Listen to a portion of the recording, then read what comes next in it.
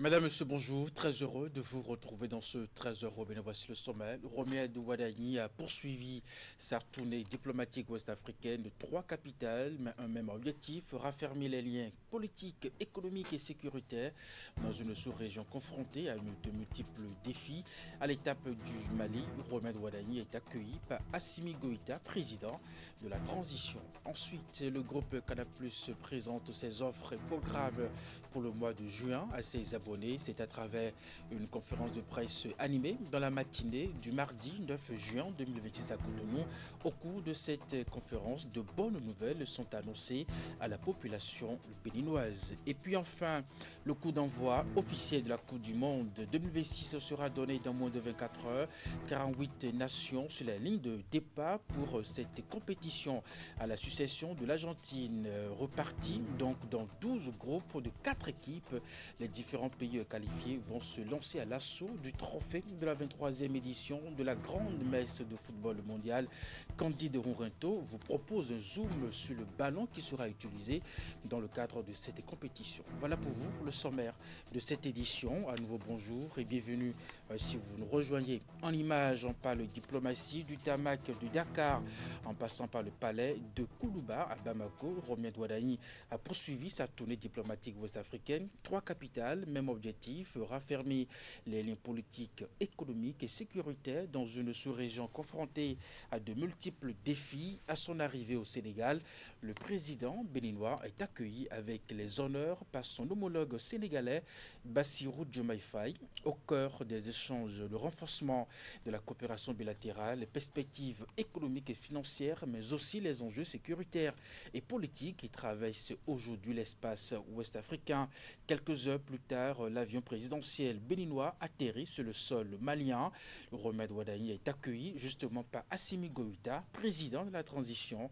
Après un premier échange au pavillon présidentiel, les deux dirigeants prennent la direction du palais de Koulouba pour une séance de travail destinée à approfondir les relations entre Cotonou et Bamako à travers ses visites successives au Sénégal, au Mali et puis ensuite Guinée-Bissau. Le président Romed Wadani entend repositionner le Bénin comme un acteur de dialogue et de coopération dans une région en quête de stabilité. Je vous invite à suivre à présent un extrait du communiqué final de la visite de Romed Wadani au Mali. C'est un communiqué lu par le ministre des Maliens établi à l'extérieur et de l'intégration africaine. Les chefs d'État ont en outre échangé sur l'évolution de la situation politique, économique et sécuritaire dans leurs pays respectifs. Ils ont réaffirmé les rattachements au principe de respect de la souveraineté, de l'unité, de l'intégrité territoriale et de la non-ingérence dans les affaires intérieures de leurs États. En vue de donner un souffle nouveau aux relations qu'entretiennent les deux pays, les présidents Goïta et Wadani ont convenu de hisser la coopération économique, commerciale et culturelle, notamment à travers les échanges de délégations et la tenue de la deuxième session de la Grande Commission mixte de coopération Bénin-Mali. Au plan sous-régional et régional, les chefs d'État ont examiné divers sujets relatifs à l'intégration et au brassage des peuples, ainsi que l'évolution de la situation sécuritaire et politique en Afrique de l'Ouest et au Sahel. Ils ont particulièrement souligné l'importance de créer et maintenir les conditions nécessaires à une coordination d'action dans le cadre de la lutte contre le terrorisme. Au plan international, les chefs d'État ont passé en revue l'évolution de la situation mondiale et les questions multilatérales d'intérêt commun au sujet desquelles ils ont constaté une convergence de vues. Au terme de leurs échanges, qui se sont déroulés dans une atmosphère cordiale, empreinte de fraternité et de respect mutuel, les chefs d'État se sont félicités de la qualité des conclusions auxquelles les deux délégations sont parvenues, témoignant ainsi de la ferme volonté de leur pays de raffermir davantage leur coopération multiforme. Son Excellence M. Romuald Wadani, président de la République du Bénin, a exprimé sa profonde gratitude à son Excellence le général d'armée Assimi Goïta, président de la transition chef de l'État, ainsi qu'au gouvernement et au peuple malien pour l'accueil fraternel qui lui a été réservé et pour les prévenances et facilités offertes à lui-même et à sa délégation durant cette visite à Bamako. Son Excellence M. Romain Al-Wadani, président de la République du Bénin, a invité Son Excellence le général d'armée Assimi Goïta, président de la transition chef de l'État, à effectuer une visite de travail et d'amitié en République du Bénin. Son Excellence le général d'armée Assimi Goïta, président de la transition chef de l'État, a accepté cette invitation. La date de la visite sera fixée par voie diplomatique. L'atelier national d'évaluation des élections générales de 2026 s'est achevé à Parakou. 4 jours de travaux et des résolutions concluantes à l'arrivée pour les acteurs impliqués dans l'organisation des derniers scrutins au Bénin. Ils ont justement fait le bilan de la période électorale dans son ensemble pour le compte des législatives et communales, couplé de même que la présidentielle d'avril dernier. Jacques Degbe et Socrate Dantoté y étaient. Voici le compte rendu. Députés à l'Assemblée nationale, représentants d'institutions de la République, responsables de partis politiques, acteurs de la société civile, cadres de la Sénat et agents électoraux, ils se sont donné rendez-vous ici, dans cet hôtel de Parakou, pour passer au scanner les élections générales de 2026. Le premier sentiment qui m'anime est un sentiment de profonde fierté. Fierté parce que nous avons prouvé une fois de plus que le Bénin sait s'asseoir, se regarder le visage et évaluer ses processus avec maturité, lucidité et responsabilité.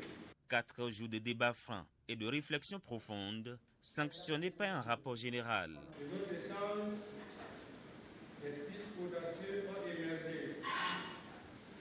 Il s'agit de la modernisation technologique, de la transmission des résultats, de la réorganisation logistique au niveau de nos arrondissements, de la professionnalisation des agents de côte de route. Nous avons tracé la feuille de route du Bénin du futur. Le rapport général qui sanctionne nos 4 jours de travaux ne sera pas un document de plus dans les tiroirs. Il s'agit d'un plan d'action pragmatique que nous nous engageons à traduire en réformes concrètes pour que les rendez-vous électoraux à venir soient encore plus fluides, plus inclusifs et plus transparents. À travers les communications et les différents panels de discussion, chaque participant à cet atelier a apporté sa pierre à l'édifice pour un avenir encore plus radieux en matière d'organisation d'élections au Bénin. La Donga a une nouvelle préfète. Lydie Déré Tchabina prend officiellement les rênes du département. C'est au cours d'une cérémonie sobre mais empreinte de solennité que Jacques Roland Amadou lui a cédé son fauteuil. La passation de charge s'est déroulée à la préfecture de Djougou. Abdou Sabritrissou. Il signe, ils échangent les parapheurs. Cet acte scelle la passation de témoins. Jacques Roland Amadou quitte la Donga. Je quitte le département de la Donga. Il prend désormais la tête de la Takora. Il remet les commandes à Lydie Déré Tchabina. En quittant ce département, je n'emporte que de bons souvenirs et une immense gratitude.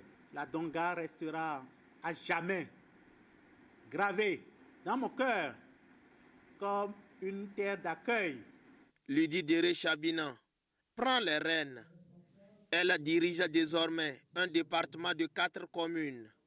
Elle mise sur les atouts culturels, économiques et sociaux de la Donga.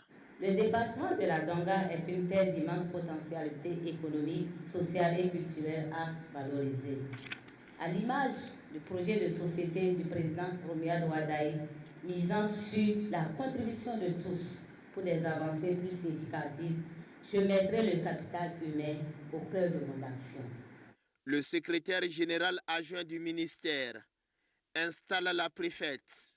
Mesdames et messieurs, cette passation n'est pas une fin. C'est un nouvel élan dans la continuité, car l'État ne meurt jamais. Il se transmet. C'est donc ce que nous faisons aujourd'hui. Les dossiers en cours, les défis, les espoirs des populations de la Tonga continuent et continueront. La salle rend hommage aux deux préfets. Des cadeaux symbolisent cette reconnaissance. Pour sécuriser les déplacements des candidats et fluidifier la circulation aux abords des centres des armées, le Centre national de sécurité routière a déployé ses équipes au CEG Apapa Centre à Cotonou.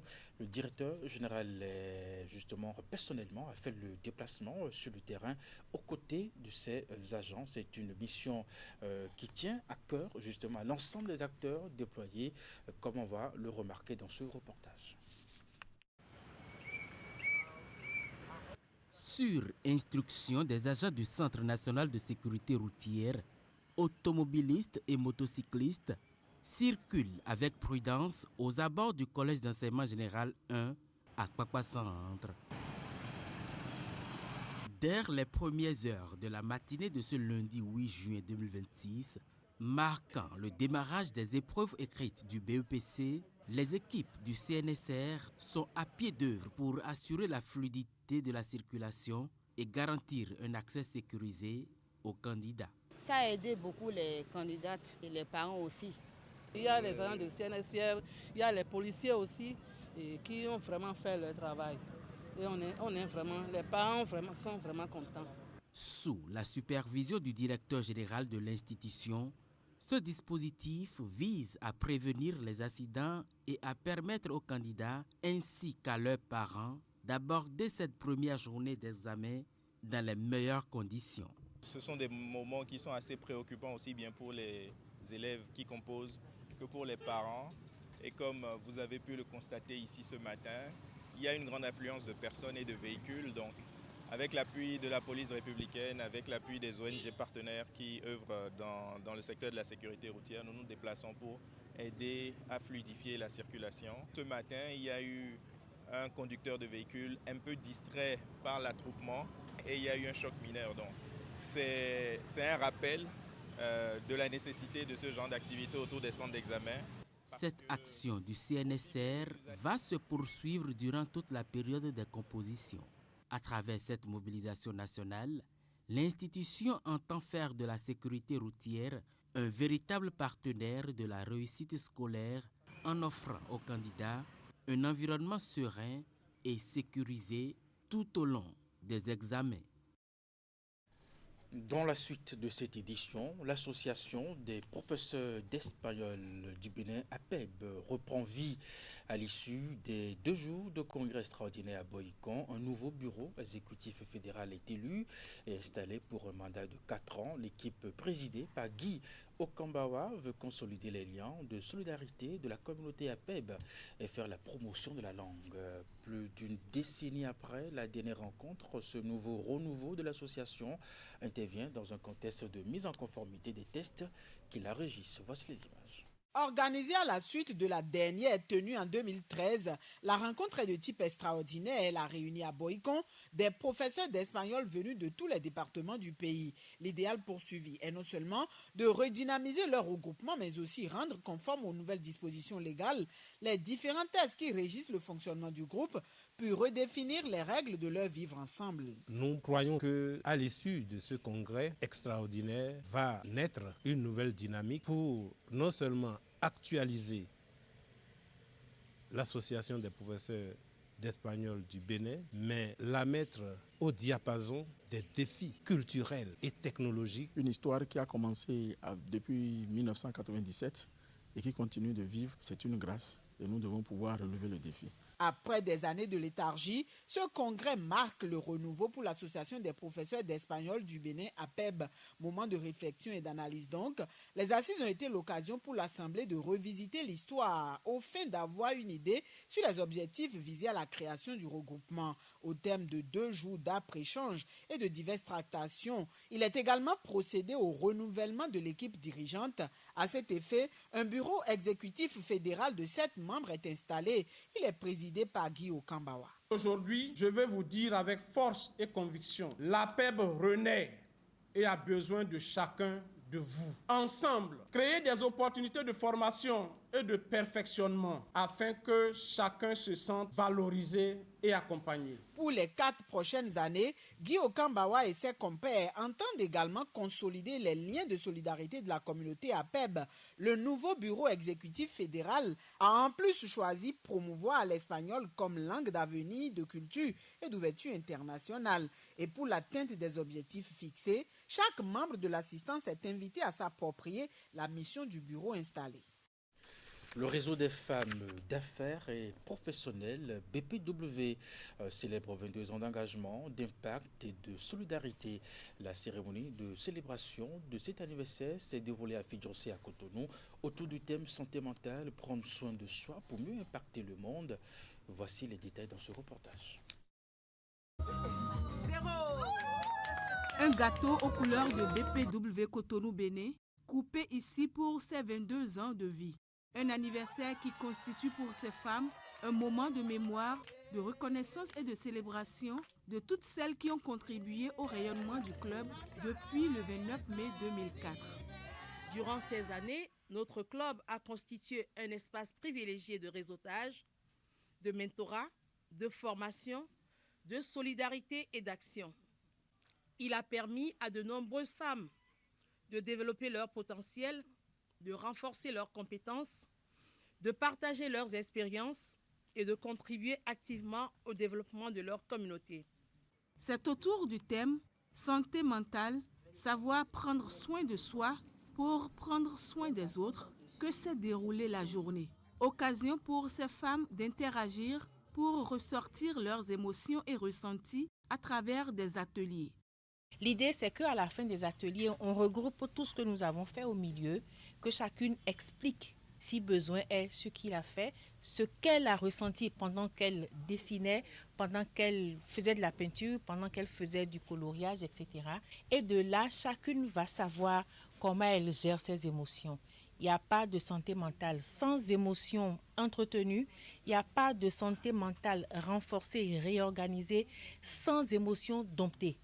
La célébration est rehaussée par la présence des présidentes de BPW Akpakpa, Calavi et des past présidentes. Toutes émues, elles ont salué l'initiative et félicité la présidente de BPW Cotonou avant d'inviter les unes et les autres à plus d'engagement. L'expérience que nous venons de vivre nous permettra encore d'aller plus loin. Je voudrais vous dire toute mon émotion et toute la joie de nous retrouver dans l'esprit BPW. La BPW, c'est nous-mêmes qui nous entretenons et c'est nous qui entretenons l'organisation. La Fédération internationale des femmes d'affaires et professionnelles, BPW International, est fondée par l'avocate américaine Dr. Lena Phillips le 26 août 1930. Son ambition est de promouvoir l'autonomisation économique des femmes, leur développement professionnel, leur leadership et l'égalité des chances. Elle est l'un des réseaux de femmes les plus influents présents dans plus de 100 pays sur les 5 continents. Et puis le thème de cette célébration des 22 ans de vie de BPW Cotonou qui a porté sur la santé mentale est centré sur des ateliers animés par l'une des membres de ce club, Frankel Zosogbo. Elle parle du bien fondé justement de ces exercices sur la santé mentale. On l'écoute. Nous avons commencé par faire une centration. La centration, c'est un exercice pour s'ancrer avec soi-même. Ensuite, pour retrouver le meilleur que nous avons en nous, en vue d'apprendre, envie de se disposer à recevoir ce qu'on nous apporte et puis par la suite pouvoir distribuer, pouvoir partager avec les autres. Donc nous avons commencé par là. Et puis ensuite on a eu une activité qu'on a appelée la foire aux outils. Plusieurs outils ont été disposés. On avait de quoi faire de la décoration, de quoi faire de la peinture, des perles, des dessins, du coloriage, etc. Et chacune a choisi selon qu'elle se sent, selon les émotions qu'elle veut exprimer. Si BPW Cotonou se projette dans une deuxième étape, on aura un deuxième outil à développer, un troisième, un cinquième. Il y a 10 outils de ce format-là pour la santé mentale. J'espère que j'aurai apporté quelque chose à ça. J'espère avoir impacté tout le grand groupe. J'espère que ce que j'ai appris à faire au fil des ans, au fil de ma formation, j'espère pouvoir donner et donner suffisamment à BPW pour que on ne cherche pas toujours des expertises à l'extérieur, puisque nous avons tout ce qu'il faut. Dans tous les clubs, il y a des spécificités, il y a des particularités, il y a des talents, beaucoup de talents. Donc, toutes les personnes qui viennent à BPW ne perdent rien. Chacune développe encore mieux son talent, chacune accueille un autre talent et chacune contribue à recruter d'autres talents encore pour que BPW grandisse. Le groupe Canal+ présente ses offres et programmes pour le mois de juin à ses abonnés. C'est à travers une conférence de presse animée dans la matinée du mardi 9 juin 2026 à Cotonou. Au cours de cette conférence, de bonnes nouvelles sont annoncées à la population béninoise. Les précisions avec Esther Tofa, Jocelyn Barriga. C'est une nouvelle tant attendue par les abonnés du groupe Canal+ au Bénin. La majorité des matchs de l'édition 2026 de la Coupe du Monde sera retransmise par Bénin TV sur les bouquets Canal+. Ceci en exclusivité pour les Béninois présents sur le territoire national. Sénégal-France, par exemple, c'est un match à suivre. Angleterre-Ghana, c'est un match à suivre. Il y aura Côte d'Ivoire-Allemagne, par exemple. Vous voyez que c'est de grosses affiches qui oppose des finalistes et des vainqueurs de la Coupe du Monde et ce que l'Afrique compte comme meilleure équipe dans le football. Donc c'est des rendez-vous très très alléchants en perspective qu'il ne faut jamais rater sous aucun prétexte. Ce n'est pas le seul point à l'ordre du jour de cette sortie médiatique. Le mois de juin démarre avec des programmes comme The Voice, Les Nounous saison 3 et bien d'autres. Des programmes agrémentés par des offres exceptionnelles. Pour la première fois, pour les personnes qui ne sont pas abonnées à Canal+, ils pourront s'y abonner à partir de 3 000 francs CFA le décodeur, à partir de la formule Access. Donc c'est-à-dire que si vous n'êtes pas encore abonné à Canal+, avec 8 000 francs CFA, vous pouvez rejoindre cette grande famille et vous pouvez suivre ces grands moments de télévision qu'on va pouvoir vivre sur ce mois de juin et sur ce mois de juillet. Et puis, si vous êtes déjà abonné à Canal, il vous suffit de vous réabonner à votre formule habituelle et vous avez 30 jours de toutes les chaînes du bouquet Canal+. L'offre de réabonnement à la formule habituelle est valable du 1er juin au 19 juin. Quant à l'offre relative à la cession du décodeur à 3 000 francs CFA à partir de la formule A16, elle couvre la période du 1er au 30 juin 2026.